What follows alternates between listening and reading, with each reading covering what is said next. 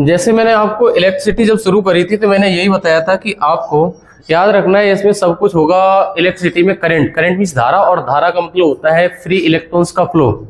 Electrons का flow होता है, वही तो हमारा करंट होता है, धारा होती है। और उस धारा में शुरू करने से पहले इलेक्ट्रॉन के बारे में मैंने इतना पढ़ा दिया था कि किसी भी एटम में जो नाभिक होता है, नाभिक के चारों ओर चक्कर लगा रहा होता है, वो हमारा इलेक्ट्रॉन होता है। वो इलेक्ट्रॉन बंधा होता है उस एटम में, है ना, और बंधे बंधे उसके चारों ओर चक्कर लगा रहा होता है। और फिर मैंने ये बताया कि अगर इसको बाहर से एनर्जी दे दी जाए, मैंने ये बताया था कि अगर इसको बाहर से एनर्जी दे दी जाए तो ये अपनी कक्षा छोड़ जाता है। कौन सी? बाहरी कक्षा वाला इलेक्ट्रॉन। जो बाहरी कक्षा वाला इलेक्ट्रॉन जब एनर्जी दे देंगे तो अपनी कक्षा छोड़ जाएगा, फिर ये फ्री इलेक्ट्रॉन कहलाएगा। तो फ्री इलेक्ट्रॉन होता है, उसी से तो हमारा करंट बनता है, फ्लो बनता है ना, जो धारा बनती है। और इसमें मैंने आपको वैद्युत विभव और विभवांतर समझाया था। मैंने कहा कि मान लिया कि कई सारे चार्ज रखे हुए, बहुत सारे चार्ज रखे हुए हैं, और उसमें से मैंने किसी पॉइंट में, मैंने कहा कोई पॉइंट ए है और एक पॉइंट बी है। मैंने कहा ए बिंदु से बी बिंदु तक इस प्लस क्यू चार्ज को ले जाने में जितना कार्य करना पड़ता है उसको वैद्युत विभवांतर कहते, डेल्टा बी से डिनोट करा था, है ना। मैंने कहा इस वाले चार्ज को बेटा, इस वाले चार्ज को इस बी पॉइंट तक ले जाने में जितना कार्य करना पड़ा, इसको हम वैद्युत विभवांतर कहते हैं। और वैद्युत विभव की परिभाषा क्या बताई थी? मैंने कहा किसी बिंदु पर, मैंने कहा ये मान लिया पॉइंट हमारा ए है और यहाँ पर किसी चार्ज को, क्यू चार्ज को, मान लिया प्लस क्यू चार्ज है, इसको इनफाइनाइट से ला रहे हैं, कहां पर? ए बिंदु तक। मतलब अनंत बिंदु से किसी चार्ज को ए बिंदु तक लाने में जो किया गया कार्य होता है वही हमारा क्या होता है? वैद्युत विभव होता है। ये वैद्युत विभव होता है, दोनों का मात्रक समान होता है। ऐसा यूनिट बता दो बेटा, ऐसा यूनिट क्या होती है? वोल्ट। और इसकी भी यूनिट क्या होती है? वोल्ट होती है। और इसका V बराबर W अपॉन क्या बताया था? और इसका या तो ये होगा वोल्ट यूनिट होगा, या फिर इसका मात्रा लिखा होगा बेटा जूल प्रति कूलम। यहाँ पर V बराबर W अपॉन Q ही होता है, जूल प्रति कूलम। इसके यूनिट भी पूछे जाते हैं और इसकी विमा तो निकाल ही सकते हैं, प्लस इसकी विमा मैंने निकलवाई थी लास्ट क्लास में। और इससे आगे आज के कुछ क्वेश्चन होने हैं। क्वेश्चन नंबर 1 आपके सामने लगा रहे हैं। आपने अगर क्वेश्चन ध्यान से करे होंगे तो सभी प्रश्नों के उत्तर आराम से दे पाएंगे। पहला क्वेश्चन देखो आ रहा है आपके सामने, देखो फर्स्ट क्वेश्चन फिजिक्स का पहला क्वेश्चन ये है कि एक बिंदु ए वाला क्वेश्चन ये वाला है क्या?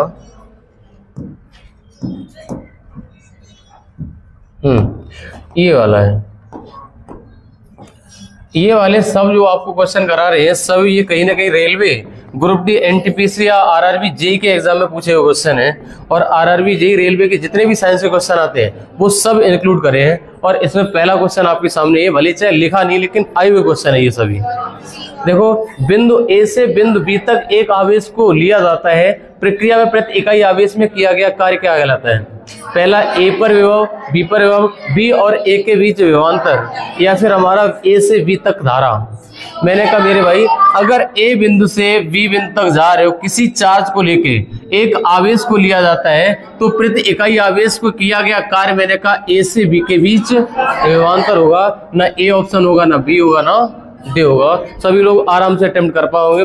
बस इसका मेन बेस ये है कि अगर आपने बशर्ते थ्योरी अगर ध्यान से पढ़ी है तो ये वाले क्वेश्चन बड़े आराम से हो पाएंगे। अगला क्वेश्चन देखिए,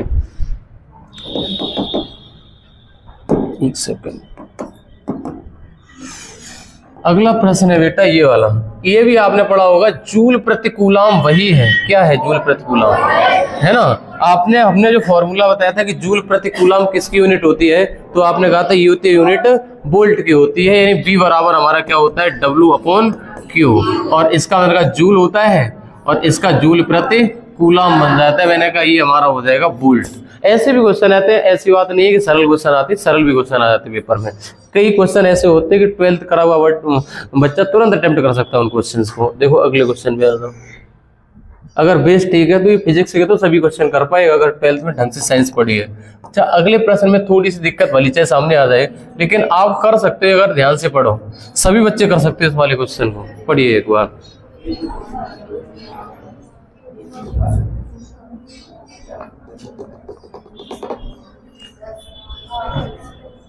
क्या आ रहा बेटा उत्तर? किसी का उत्तर सही आया, मैंने सुन पाया। 10 वाला उत्तर एकदम सही है। आओ देखो, ये बोल रहा है एक बिंदु पर विभव 20 वोल्ट है, इसका मतलब बी का मान दे रखा है 20 वोल्ट, ठीक है। और इसका चार्ज मींस आवेश क्यू बराबर दे रखा है कितना, 0.5 कूलम, और इसको अनंत से इस बिंदु तक लाने में किया गया कार्य, इसका मतलब वैद्युत विभव होगा। और वैद्युत विभव दे रखा है, पूछ क्या रहा है, W बराबर पूछ रहा है। मैंने कहा B बराबर होता है W अपॉन क्यों। अच्छा, आप एक चीज और समझ पा रहे होंगे, आपने परिभाषा बड़े अच्छे से प्रैक्टिकली पढ़ी है, उसका फायदा ये है कि आप समझ पा रहे हो कि अगर एक बिंदु को किसी चार्ज को अनंत से लाया जा रहा है तो वैद्युत विभव दिया होगा, विभवांतर नहीं दे सकता। फिर मैंने कहा देखो यहाँ पे वैद्युत विभव ही लिखेगा, ये फायदा होता है थ्योरी का, पहले से पढ़ी हुई थ्योरी हो, फिर क्वेश्चन करो, जो मजा आता है, जो कॉन्फिडेंस लेवल आता है वो एक अलग लेवल का। देखो मैंने कहा बेटा इसमें B का मान दे रखा है 20 और W निकालना है, और Q का मान दे रखा है 0.5। मैंने कहा 20 पंजे हो जाएंगे 100 और एक अंक के बाद दशमलव बराबर W हो जाएगा। इसका आंसर आएगा 10 जूल, 10 जूल आंसर हो जाएगा, जो कि विकल्प होगा हमारा बी वाला। दिखाई तो दे रहा होगा सब कुछ, इसमें भी क्लियर होगा, ठीक है। अगले क्वेश्चन पे आता, क्या बार बार हो रहा है।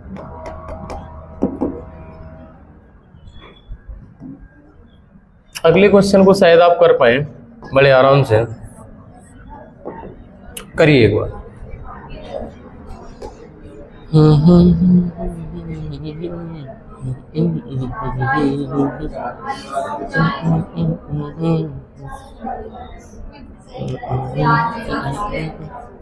क्या आएगा, 40 उत्तर आया है किसी किसी का, 40 उत्तर एकदम सही है।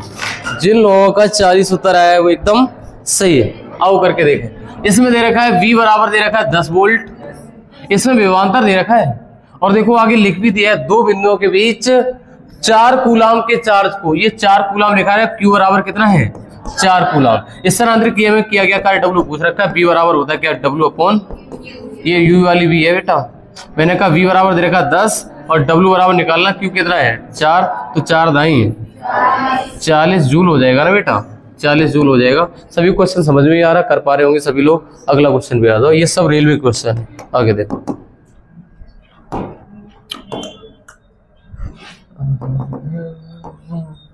इस वाले क्वेश्चन को भी हमें लगता है यहाँ पर जितने लोग बैठे हुए हैं सभी लोग कर पाएंगे इस वाले क्वेश्चन।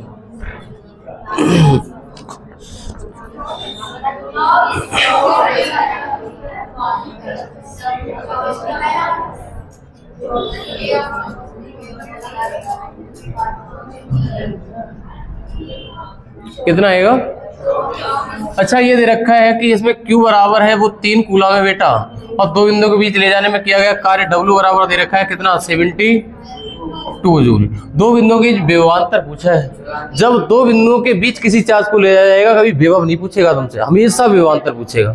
इस बात को परिभाषा से क्लियर करेंगे। मैंने कहा डेल्टा V बराबर W अपॉन Q, यहाँ पर डेल्टा V लगाएंगे हम। अगर ये बोर्ड का एग्जाम होता तो इसमें नंबर कट जाते, भाई विभवांतर का मतलब डेल्टा V निकालना है, अगर विभव होता तो भी लगाते हम। मैंने कहा डेल्टा V का मान बेटा ज्ञात करना है, और W बराबर 72 है बेटे 3, और ये कितना आ जाएगा 24। डेल्टा V का मान हो जाएगा 24 वोल्ट, 24 वोल्ट हमारा कोई विकल्प होगा, ऑप्शन नंबर ए। अब ये वाले क्वेश्चन हो गए खत्म। इसके मैंने जितने ठीक ठाक क्वेश्चन थे बाकी इजी वाले आप देख लेना उस वाली किताब से, यूथ वाली किताब ग्रुप में पड़ी हुई है। और बाकी लोग जो टेलीग्राम पे नहीं जुड़े वो टेलीग्राम पे जुड़ना है ना, वहाँ पे भी किताब मिल जाएगी आपको यूथ पब्लिकेशन वाली, जो RRB साइंस वाली किताब है।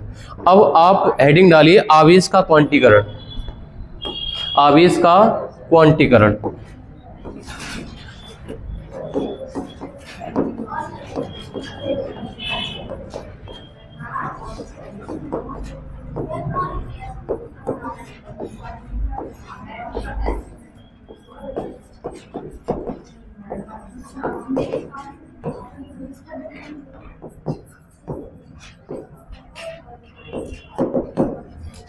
आवेश का क्वांटीकरण पढ़ेंगे बेटा। आवेश का क्वांटीकरण में क्या मिलेगा आपको पढ़ने को, बहुत कुछ सीखने को मिलेगा। आप अभी सब देख के ऐसा लग रहा हो पता नहीं क्या है आवेश का क्वांटीकरण।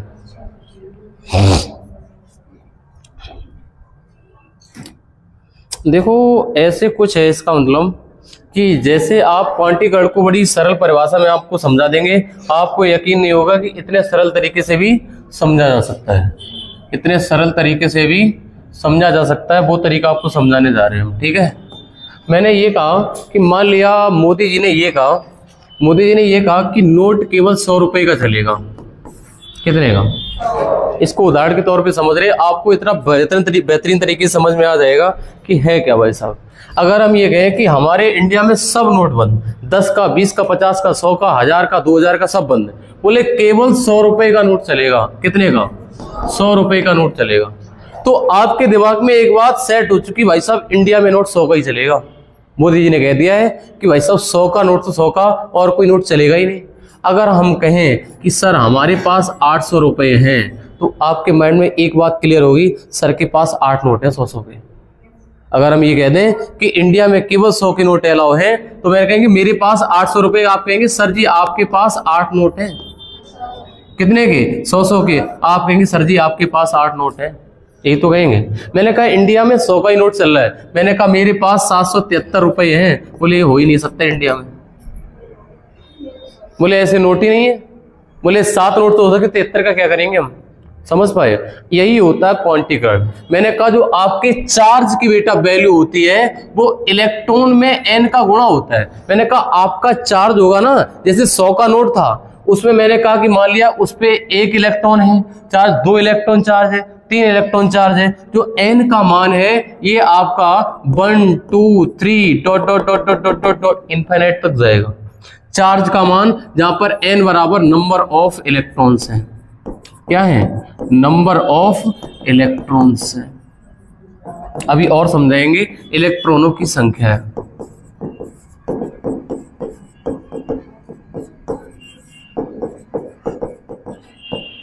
मतलब अगर तुम चार्ज का मान बताना चाहोगे, चार्ज का मतलब होता है आवेश।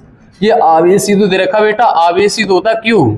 अगर तुम चार्ज की बात करोगे तो तुम ये मत कहना कि 1.5 इलेक्ट्रॉन चार्ज है, मतलब इलेक्ट्रॉन जो चार्ज होगा n का मान आगे होगा। बोले या तो 1 इलेक्ट्रॉन चार्ज हो सकता है, या 2 हो सकता है, या 3 हो सकता है। बोले चार्ज का मान जैसे मैंने कहा 8 नोट हो सकते हैं, बोले 8.5 नोट नहीं हो सकते अगर 100 के चल रहे हैं। समझ पा रहे मेरी बात? तो इसको ऐसे समझना, n का मान हमारे इलेक्ट्रॉन की वैल्यू होगी, जो चार्ज की वैल्यू होगी वो हमारी पूर्णांक में होगी हमेशा।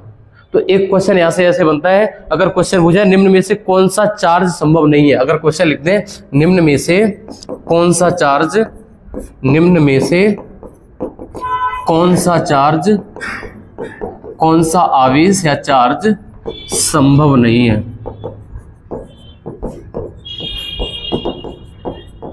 संभव नहीं है, और ऐसे करके आपके सामने 4 ऑप्शन डाल दिए जाए। Option number A 5 electron, option number E 15 electron, option number D 8 electron, और option number C option, option number D 1.5 electron. तो कौन सा वाला चार्ज संभव नहीं है भाई? मैंने कहा हमारा जो डी वाला विकल्प है ये वाला चार्ज संभव नहीं है ना, बाकी ये सब संभव है, ये वाला संभव ही नहीं है। बोले क्यों? बोले सर चार्ज का मान होता है, बोले आवेश का क्वांटिकल क्वांटाइजेशन ऑफ चार्ज ये कहता है कि जो चार्ज का मान होगा वो इलेक्ट्रॉन में गुणज होगा। इलेक्ट्रॉन का गुणज होगा 1 electron, 2 electron, 3 electron, 10 electron, 100 electron, 150 electron, इतने होंगे। बोले ये n का मान मैंने कितना लिख दिया? बोले n का मान होगा बेटा वो 1 2 3 4 5 6 7 8 के बराबर होगा। मैंने कहा चार्ज का मान 1 इलेक्ट्रॉन, 2 इलेक्ट्रॉन, 3 इलेक्ट्रॉन, 10 इलेक्ट्रॉन हो सकता है, लेकिन 1.5 इलेक्ट्रॉन नहीं हो सकता। शायद आपको क्वांटाइजेशन समझ में आ गया होगा, इसको नोट कर लो। आगे आपको एक क्वेश्चन कराने जा रहे हैं हम, समझ में आ गया ना? इस वाला उदाहरण बहुत अच्छे से समझ में आया होगा। ये 100 के नोट केवल चल रहे हैं, तो इसका मतलब 8 नोट है तुम्हारे पास, 800 रुपए का मतलब। ये उतारना मत इधर वाला, काम का आपका उधर वाला ही है। Q बराबर n ही एक फॉर्मूला रटवाया जाता है, जब आप 12th क्लास में पढ़े होंगे वहां पर एक फॉर्मूला रटवाया जाता है Q बराबर n ही। हालांकि उन टीचर्स का भी रोल है जो आपको अभी फिजिक्स समझ में आ रही है। जब आपने पहली बार फिजिक्स पढ़ी थी तो उन टीचर्स की भी गलती नहीं थी, वास्तव में देखा जाए तो। जब पहली बार तुमने फिजिक्स पढ़ी होगी तो तुम्हें लगा होगा मास्टर ने समझा नहीं पाया। उस टाइम पहली बार पढ़ा था, पहली बार पढ़ चुके इसलिए आज समझ में आ रहा है तुम्हें। अब मान लिया कि कूलाम आवेश पहली बार पढ़ते तो कहाँ से पल्ले पड़ता? वही उन्हीं की देन है, तुम्हारे स्कूल वालों की, जो तुम समझ पा रहे हो चीज़ों को, है ना। इलेक्ट्रॉन सब पढ़ के आए हो, यहाँ पर तो हम आपको एक प्रैक्टिकली बता रहे, हाँ ऐसा होता है इसलिए समझ पाते तुरंत प्रैक्टिकली, अदरवाइज समझाने की कोशिश उन्होंने भी पूरी करी थी। क्वेश्चन लगाए अगला, इसको तुरंत नोट कर लीजिए। ये वाला है कि Q बराबर एनी फॉर्मूला याद रखना है, Q बराबर एनी वाला फॉर्मूला बेटा। Q बराबर जो N ही बराबर फॉर्मूला लिखला है कि कितने इलेक्ट्रॉन चार्ज है, ये वाला फॉर्मूला रट्टा मार देना आपको, इसका बहुत यूज होएगा, न्यूमेरिकल आते हैं इस पे। चलो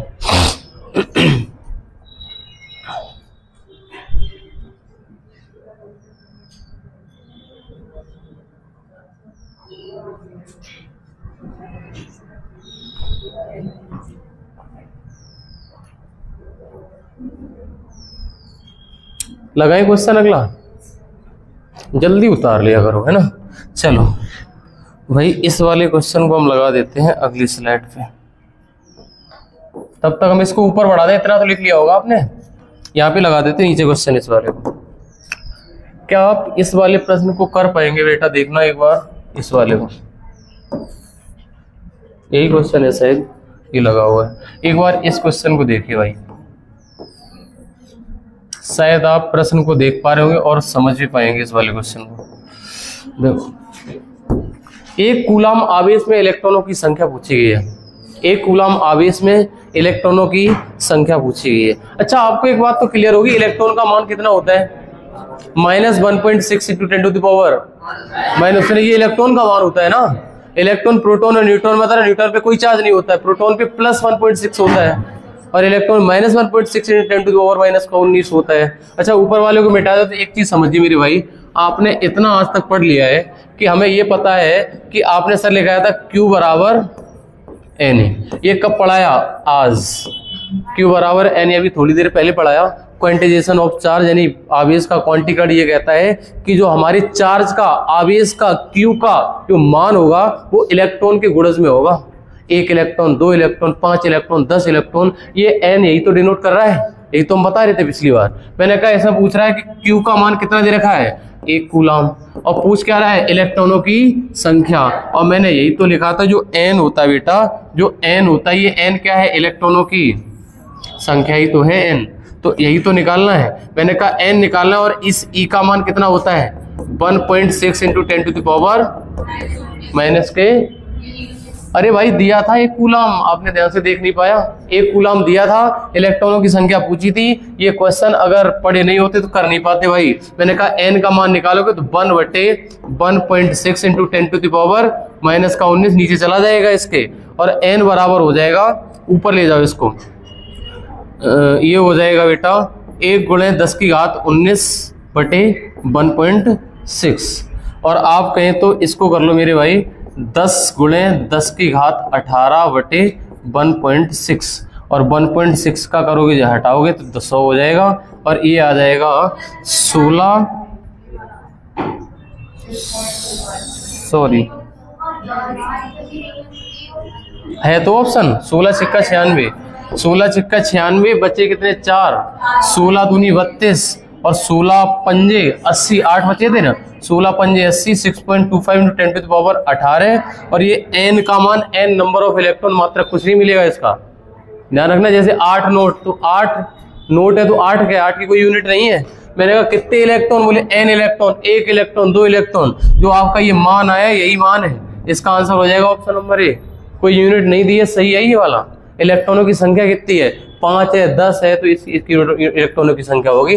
कभी कभी पता आपको कैसे करेगा, आपको इस Q का मान दे देगा 10 कूलाम, पूछेगा बताओ इलेक्ट्रॉनों की संख्या, या पता क्या कहेगा कि बताओ 5 इलेक्ट्रॉन का चार्ज कितना होता है, तो 5 × 1.6 × 10⁻⁻19 इस चार्ज का मान निकाल दोगे आराम से। समझ पा रहे मेरी बात को, क्या समझाना चाह रहे। असल में मेरा टारगेट ये था कि आपको एक क्वांटिकड समझा पाया, शायद समझ गए होगे। क्वांटिकड इसका मतलब ये फॉर्मूला ही मैन है, Q बराबर N, इससे सब कुछ निकल रहा है, जहां पर N डिनोट कर रहा है नंबर ऑफ इलेक्ट्रॉन्स, यानी इसका मतलब चार्ज का मान होगा वो N के गुणज में होगा इलेक्ट्रॉन के। सही है, ये फॉर्मूला याद रखना, इस पे न्यूमेरिकल हमेशा आते रहते हैं। यही छोटी छोटी चीजें आपको बहुत आगे बढ़ा के ले जाएंगे, रेलवे के पेपर में डिफरेंट कर देंगे औरों से। अच्छा अगला क्वेश्चन लगा रहे हैं आपके सामने, देखिए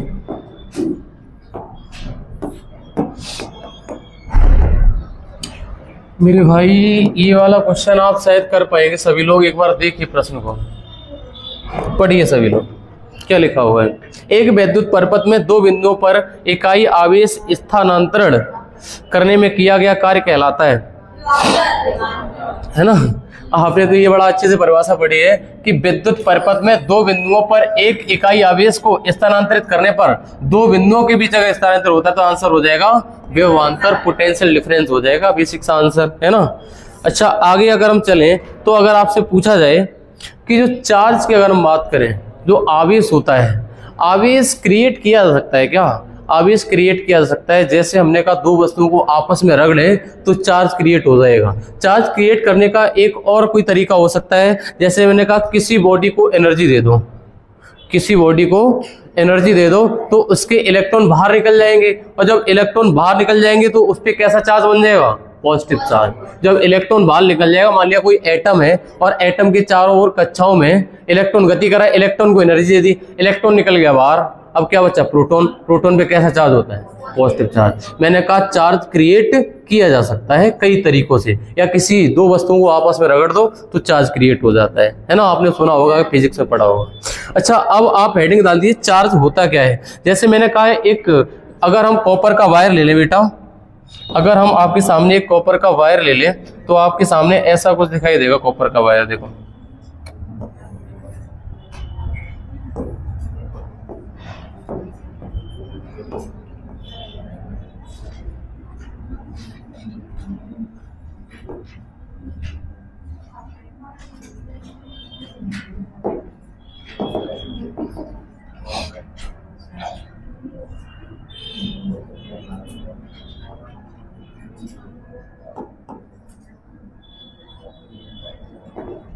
अच्छा ये बताओ, मैंने कहा अगर ये कॉपर का वायर है, मान लिया इस कॉपर के वायर में इलेक्ट्रॉन होंगे, कॉपर के वायर है, ये हमारा किसका है?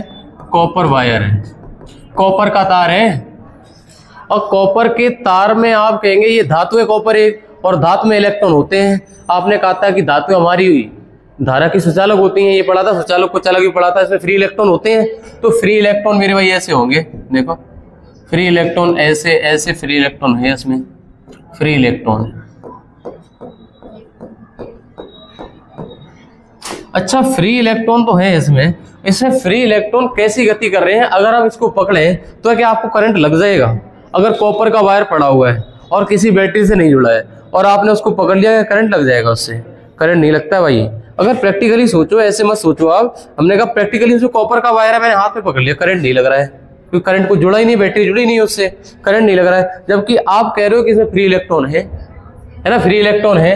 होता क्या है इसमें, फ्री इलेक्ट्रॉन जो गति करते हैं, कोई इधर की ओर गति कर रहा होता है, कोई इधर गति करेगा, कोई इधर गति करेगा, कोई उधर गति कर रहा है, कोई ऐसे गति, कोई ऐसे, कोई ऐसे, कोई ऐसे गति कर रहा है, कोई ऐसे गति कर रहा है, कोई ऐसे कर रहा है, कोई ऐसे। समझ पा रहे हैं मेरी बात को? समझिए, जो इलेक्ट्रॉन गति कर रहे हैं इनका टोटल चार्ज जीरो हो पा रहा है।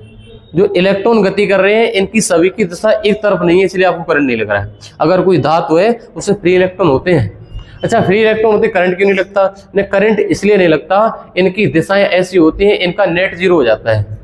नेट चार्ज जीरो होने की वजह से आपको करंट नहीं लगता। अगर इसी वायर को किसी बैटरी से जोड़ दिया जाए, अगर इसी वायर को किसी बैटरी से जोड़ दिया जाए तो आप इसमें इलेक्ट्रॉन का फ्लो देखना है एक बार। मैंने कहा मान लिया इसी को हम कॉपी कर लेते हैं ऊपर से, और इसमें हम एक बैटरी जोड़ देते हैं। देखो भाई, मैंने कहा बेटा एक बैटरी जोड़ते हैं इसमें,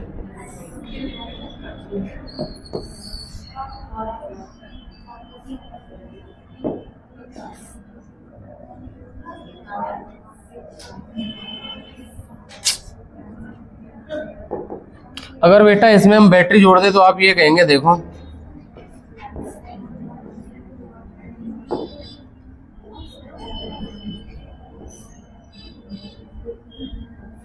इधर की तरफ होगा पॉजिटिव चार्ज और इधर की ओर होता है हमारा नेगेटिव चार्ज, और एक में पता क्या लगा देते हैं? स्विच लगा देते हैं हम।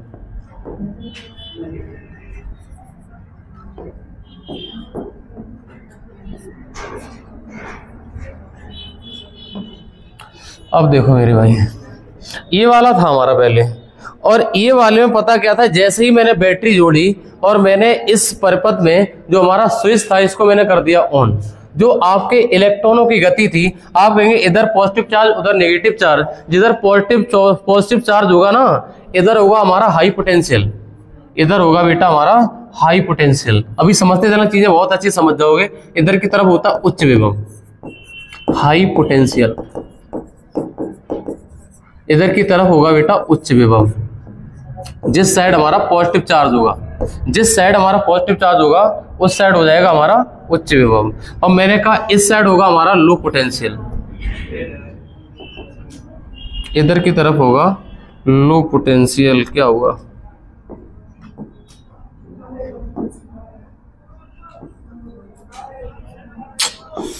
क्या दिक्कत आ रही है, इधर की तरफ होगा हमारा लो पोटेंशियल, कहें तो इधर होगा बेटा निम्न विभव। उच्च विभव और निम्न विभव। अभी आप कहेंगे जब तक बैटरी नहीं जुड़ी थी तभी तक इलेक्ट्रॉनों की गति असमान थी, कोई इधर भाग रहा कोई उधर भाग रहा है, इसका मतलब नेट चार्ज जीरो हो रहा, करंट नहीं लग रहा था। अब जैसे ही मैंने बैटरी को जोड़ा और स्विच को जैसे ही ऑन किया, जैसे ही मैंने स्विच को ऑन किया और ऑन करते ही एक आपको नई चीज देखने को मिलेगी। अब इलेक्ट्रॉन का प्रवाह पता किधर से होगा, अब इलेक्ट्रॉन का प्रवाह लो पोटेंशियल से हाई पोटेंशियल की ओर फ्लो शुरू हो जाएगा। किसका, इलेक्ट्रॉन का। इलेक्ट्रॉन का flow low potential to high potential, निम्न विभव से उच्च विभव की ओर, निम्न विभव से उच्च विभव की ओर फ्लो शुरू हो जाएगा मेरे भाई। मैंने कहा जैसे ही आप बैटरी जोड़ेंगे इलेक्ट्रॉन का प्रवाह निम्न विभव से उच्च विभव की ओर शुरू हो जाएगा। कहने का मतलब ये इलेक्ट्रॉन ढकेलेगा, नेगेटिव वाला पॉजिटिव की तरफ जाएगा। ये वाले सब इलेक्ट्रॉन है, ध्यान रखना, ये सब इलेक्ट्रॉन है, ये इलेक्ट्रॉन है। ये इलेक्ट्रॉन का फ्लो शुरू हो गया है low potential to high potential. और ऐसे ही ये इस साइड की तरफ आएगा, देखो ऐसे करके नीचे की तरफ, नीचे की तरफ आएगा। ये इलेक्ट्रॉन है, ये इलेक्ट्रॉन है, इलेक्ट्रॉन का फ्लो हो रहा है, इलेक्ट्रॉन का फ्लो होगा, यहाँ पर आएगा, इसको रिपेल करेगा, इसको आगे धक्का मारेगा और इधर निकल जाएगा, फिर इधर से आगे की तरफ चलना शुरू होगा। ये समझ पा रहे मेरी बात को, ये इलेक्ट्रॉन का प्रवाह ऐसे होगा। मतलब एक सर्किट बन जाएगा और ये वाला जो सर्किट होगा इसको कहते हैं बंद परपथ क्लोज सर्किट। और ये वाला कैसा था, ओपन।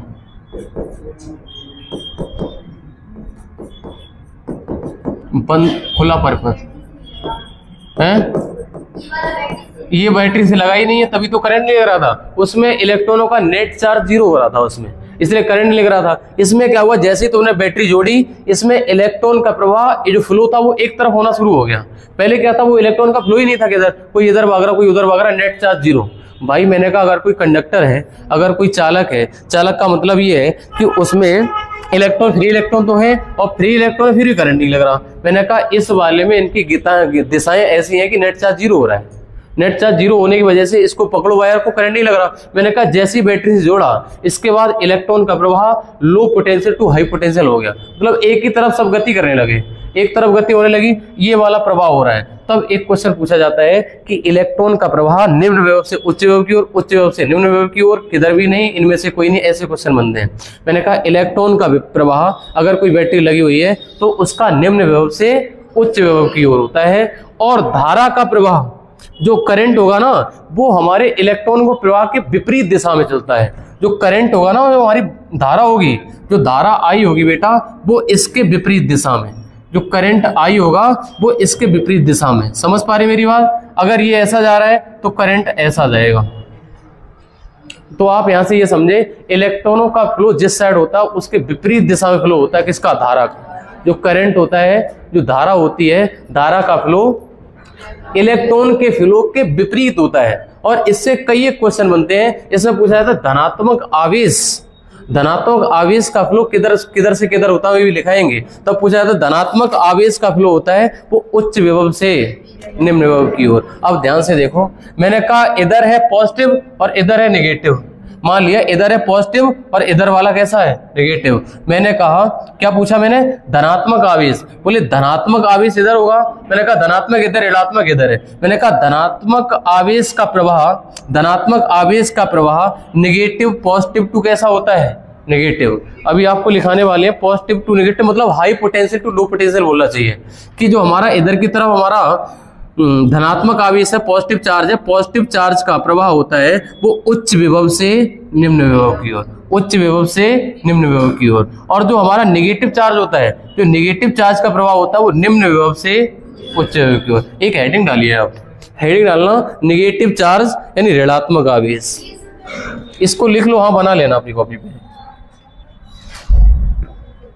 ये हमारा क्लोज सर्किट है, बंद परिपथ। क्वेश्चन हम इसमें सभी नोट करा देंगे जितने हैं। पहला क्वेश्चन लिख देना मेरे भाई, नेगेटिव चार्ज यानी ऋणात्मक आवेश, नेगेटिव चार्ज ऋणात्मक आवेश।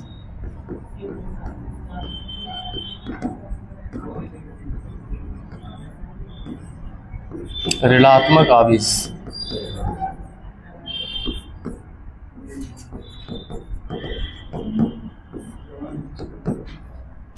इसमें लिख देना इलेक्ट्रॉनों का प्रवाह निम्न विभव से उच्च विभव की तरफ होता है। इलेक्ट्रॉन्स का फ्लो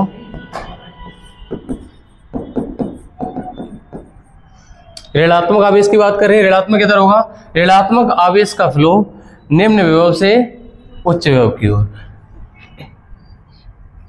इलेक्ट्रॉन का फ्लो निम्न विभव से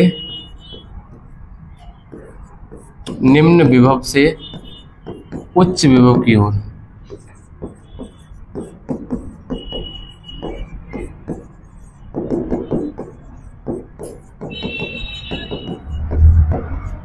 ऐसे ही हो रहा है, समझ पा रहे हैं आप मेरी बात को। मैंने कहा अगर बैटरी जुड़ी हुई है, इधर की तरफ मेरा ये नेगेटिव चार्ज है, ऋणात्मक आवेश है, ऋणात्मक आवेश जो नेगेटिव चार्ज है उसका flow low potential to high potential, low potential to high potential, मतलब ये नेगेटिव पॉजिटिव की तरफ अट्रैक्ट करेगा, पॉजिटिव अपनी तरफ, तो नेगेटिव पॉजिटिव की तरफ जाएगा। अच्छा, एक पॉइंट और हेडिंग डालना, पॉजिटिव चार्ज।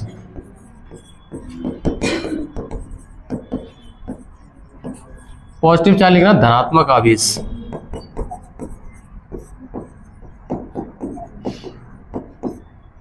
जो पॉजिटिव चार्ज होता है इसमें इलेक्ट्रॉनों का प्रवाह उल्टा कर देना। ध्यान से देखना मेरे भाई, इसमें हम कुछ चेंज करने वाले, इसको अभी लिखना मत, इसका निम्न से उच्च से निम्न। अब एक बार इधर देखिए आप, जिधर मैंने अभी लिखाया है, मैंने कहा कि धनात्मक आवेश किस साइड होगा, इस साइड। इधर कैसा होता है, नेगेटिव। अरे आपने बैटरी भी देखोगे, एक तरफ नेगेटिव लिखा होता है, एक तरफ पॉजिटिव लिखा होता है।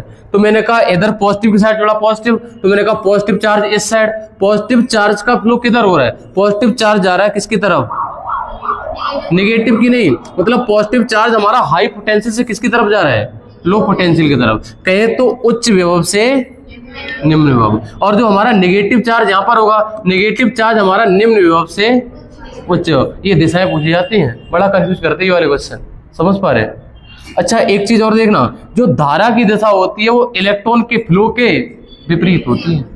धारा की दिशा, धारा आई है, इसकी दिशा इलेक्ट्रॉन की दिशा की, जिधर इलेक्ट्रॉन का फ्लो हो रहा होगा उसके विपरीत होगा। ये 2-3 पॉइंट याद कर लेना। और इस वाले में जो हमने लिखा है इसमें लिख देना इलेक्ट्रॉन का फ्लो, धनात्मक आवेश में इलेक्ट्रॉन का फ्लो, धनात्मक आवेश में इलेक्ट्रॉन का फ्लो उच्च विभव से निम्न विभव की ओर। यहाँ पर कर देना उच्च विभव और यहाँ पर कर देना उच्च विभव से निम्न विभव की ओर होता है। सभी को समझ में आ गया, ये बताओ पहले। जो हमने पॉजिटिव चार्ज और नेगेटिव चार्ज पढ़ाया, मैंने कहा इधर की तरफ होता है नेगेटिव चार्ज, जिधर हमारा नेगेटिव बैटरी जुड़े हुआ है, और जिधर पॉजिटिव है उधर पॉजिटिव है। जो हमारा पॉजिटिव चार्ज का फ्लो होगा वो high potential to low potential, मतलब ऐसे जा रहा है, ऐसे तो बनना फ्लो हमारा। ये हमारा क्लोज सर्किट है, बंद परिपथ है। अच्छा, मैंने कहा जो नेगेटिव चार्ज है इस साइड, मैंने कहा जिधर नेगेटिव बैटरी जुड़ी हुई है, मैंने कहा जिधर नेगेटिव जुड़ी हुई है वो नेगेटिव जा रहा है किसकी तरफ, पॉजिटिव की तरफ। मैंने कहा इधर है लो, और लो जाएगा किधर की तरफ, हाई की तरफ। तो पॉजिटिव वाला जाएगा, पॉजिटिव वाले में ध्यान रखना धनात्मक आवेश उच्च विभव से निम्न विभव की ओर, और हमारा ऋणात्मक आवेश निम्न विभव से उच्च विभव की ओर। याद रखना नहीं है, आपको प्रैक्टिकली समझना है। बोले अगर हमारी बैटरी जुड़ी हुई है, बोले जिधर पॉजिटिव चार्ज होगा, बोले पॉजिटिव होगा उधर हमारा कैसा होगा, हाई पोटेंशियल। कैसा होगा, जिधर पॉजिटिव होगा उधर होगा हमारा हाई पोटेंशियल, और जो इलेक्ट्रॉन का फ्लो होगा वो हाई टू किधर जाएगा, लो की तरफ। तो जिधर मेरे जरा नेगेटिव जुड़ा होगा उधर होगा हमारा लो पोटेंशियल, निम्न विभव होगा, और इलेक्ट्रॉन का फ्लो किधर होगा, पॉजिटिव की तरफ। मैंने कहा low potential to high potential. समझ में आ गया सभी लोगों को, ये बताओ आ गया, पूछेंगे कल क्वेश्चन इनसे। अच्छा, इतना समझ में आ गया है तो आपके सामने एक क्वेश्चन लगा रहे हैं हम, ठीक है।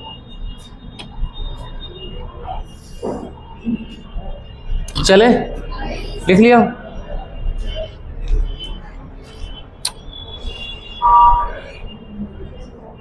एक बार हम और दोबारा बोलेंगे इसके बारे में, फिर इसी से रिलेटेड क्वेश्चन होगा अगला। आया वो रेलवे का क्वेश्चन है, बड़ा मजा आ जाएगा अगर आप समझ गए इस चीज को। हमने कहा जिधर पोटेंशियल ज्यादा होता उधर होता हाई पोटेंशियल, सही बोल रहे क्या? मैंने कहा इधर होता उच्च विभव और इधर है निम्न विभव। मैंने कहा इधर है नेगेटिव चार्ज, इधर है, जिधर पॉजिटिव उधर हाई, जिधर नेगेटिव उधर लो, जिधर पॉजिटिव उधर हाई पोटेंशियल, इधर नेगेटिव उधर लो पोटेंशियल। कहे तो जिस साइड नेगेटिव चार्ज उस साइड निम्न विभव, जिस साइड पॉजिटिव चार्ज उस साइड उच्च। इसी पर आधारित अगला क्वेश्चन लगा हुआ है। चले,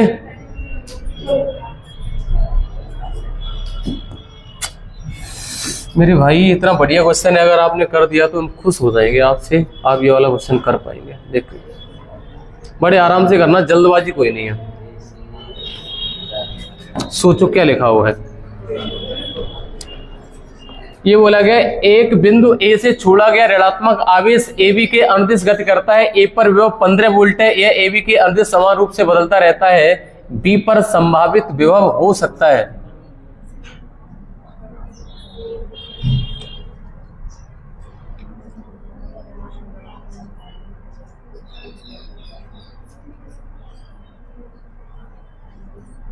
अच्छा, इस वाले में अगर मान लिया पहला क्वेश्चन है कितना 20 वोल्ट हो सकता है, सी वाला आंसर।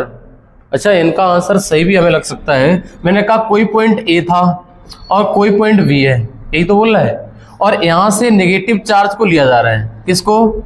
नेगेटिव चार्ज को। और यहाँ पर वी ए विभव दे रखा है कितना?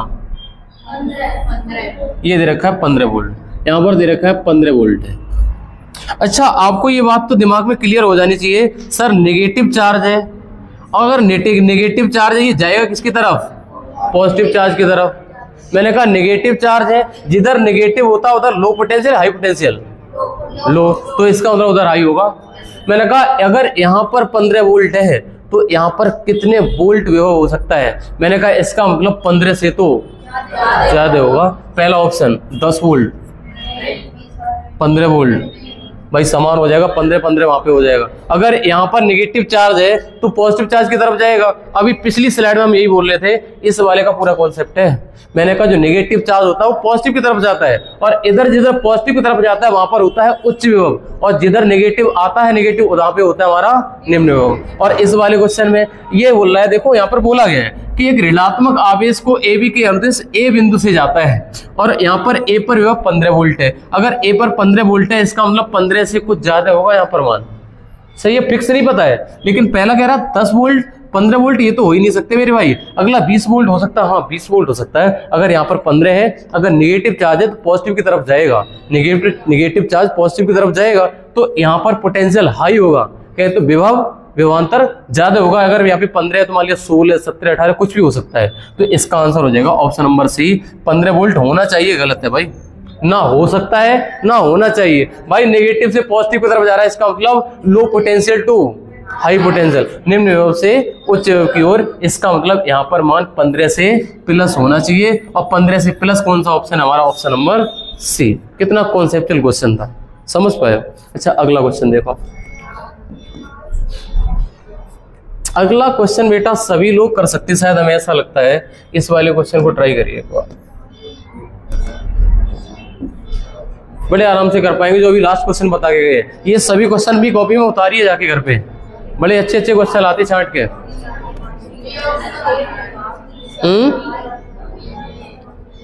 ये कह रहा है कि एक तार में धारा की दिशा, एक तार में धारा की, अरे मेरे भाई जो मैंने अभी आपको क्लोज सर्किट बनाया था, ये भी तो हमारा वायर था, वायर से ही तो बैटरी जोड़ते भाई साहब, ऐसा थोड़ी ना हम और किसी धागे आगे से जोड़ देंगे।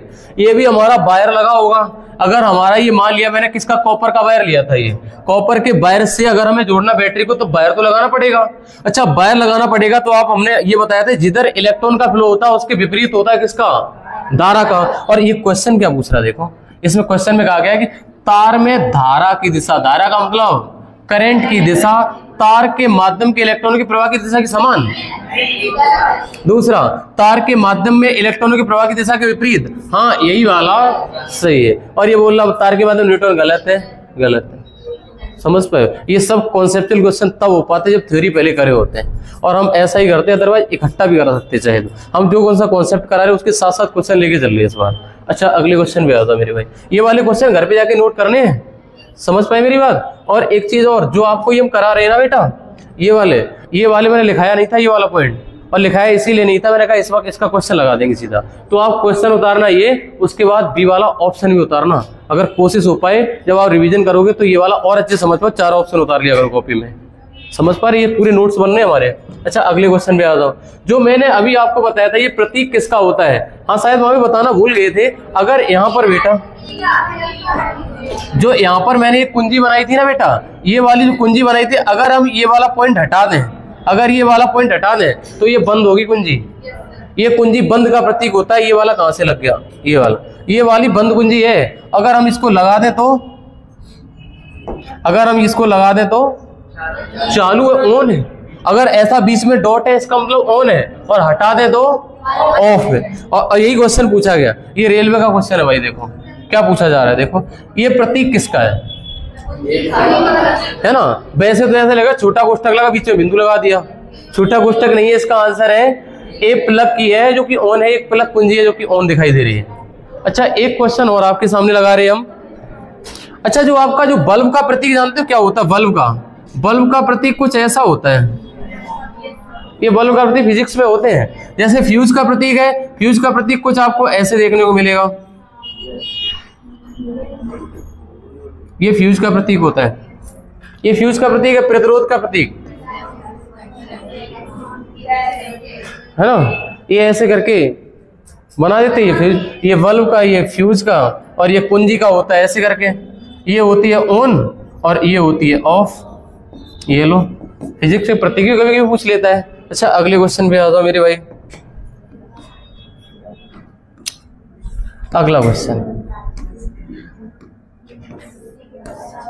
इस क्वेश्चन को हम स्टार देंगे, इस वाले क्वेश्चन को, बहुत बेहतरीन क्वेश्चन है ये वाला।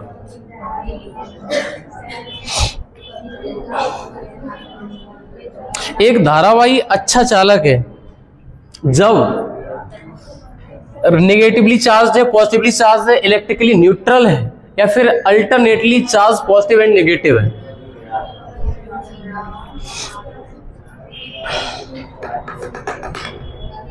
एक धारावाही अच्छा चालक कब होगा? मैंने कहा एक धारावाही अच्छा चालक तब हो सकता है, अब आपको लगेगा पहला वाला ऑप्शन, नेगेटिव चार्ज कर दो, इलेक्ट्रॉन बहा दो, नेगेटिव चार्ज आपको लगेगा कि भाई साहब एक अच्छा, कहे तो एक गुड कंडक्टर आपको इंडिकेट कर रहा है। अगर एक हमारा नेगेटिवली चार्ज, जो कि अपने आप में गलत है, बी वाला भी गलत, सी वाला उत्तर सही है इसका। अगर कोई कॉन्सेप्ट नहीं पढ़ा होगा तो नहीं कर पाएगा क्वेश्चन, गारंटी देते हैं।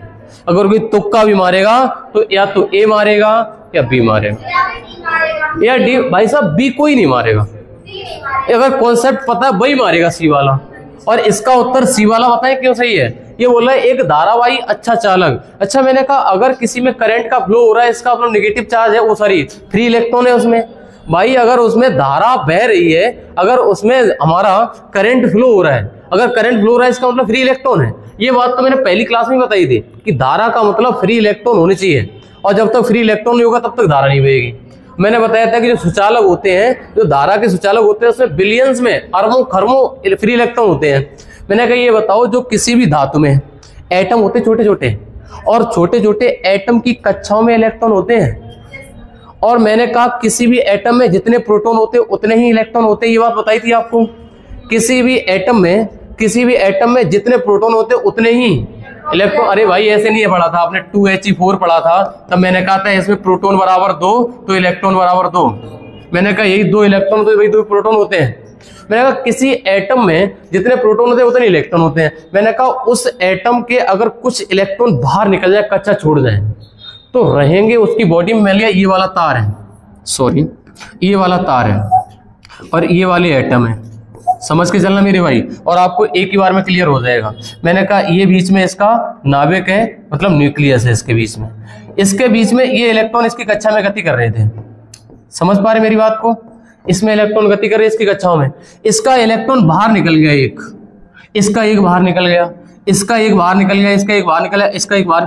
ऐसे किसी बॉडी में, किसी वस्तु में बहुत सारे एटम होंगे, और उसमें से अरबों खरबों इलेक्ट्रॉन फ्री इलेक्ट्रॉन हो गए और उन्हीं इलेक्ट्रॉन का फ्लो हो रहा है। मैंने कहा जितने इसके नाभिक में प्रोटॉन होंगे है तो अभी भी उसी बॉडी में उतने ही इलेक्ट्रॉन, भले चाहे एक निकल गया है लेकिन है तो उसी के अंदर, उस बॉडी के अंदर ही तो है। मैंने कहा जितने इलेक्ट्रॉन होते हैं उतने ही प्रोटॉन बराबर होते हैं, और इलेक्ट्रॉन और प्रोटॉन बराबर होते हैं इसका मतलब न्यूट्रल। इसका आंसर इलेक्ट्रिकली न्यूट्रल होता है। जितना भी हमारा वैद्युत धारा धारावाही चालक होते हैं ये इलेक्ट्रिकली कैसे होते हैं, न्यूट्रल होते हैं। जितने इलेक्ट्रॉन होते हैं उतने ही प्रोटॉन होते हैं। ये कहना गलत होगा हमारा नेगेटिवली चार्ज पॉजिटिवली चार्ज, भाई साहब जो इलेक्ट्रॉन निकला है वो है तो उसी बॉडी में अभी, हाँ फ्री हो गया इलेक्ट्रॉन, ये जरूर कहेंगे, है तो उसी बॉडी में। जितने मान लिया इसमें 2 प्रोटॉन है, इस वाले नाभिक में 2 प्रोटॉन है, मान लिया एक बाहर निकल गया एक अंदर है, तो 2 प्रोटॉन अंदर है, एक कक्षा में गति कर रहा है एक बाहर है, तो 2 और 2 प्लस माइनस कितना हो गया, न्यूट्रल। है तो उसी की बॉडी में गति कर रहा है भाई, एटम तो उसी में है। इसका आंसर सी वाला बनेगा। बहुत बेहतरीन क्वेश्चन है ये अपने आप में। और आज के लिए हम ऐसा करते हैं इस फिजिक्स को यहीं पे रोक लेते हैं, बाकी अब ज्योग्राफी पढ़ लेते हैं। इस वाले को यहीं पर रोक लेते हैं। भाई साहब यूट्यूब फैमिली अगर हमारी देख रही है तो सब्सक्राइब कर दिया करो अगर कंटेंट ठीक ठाक लगे। Okay, thank you.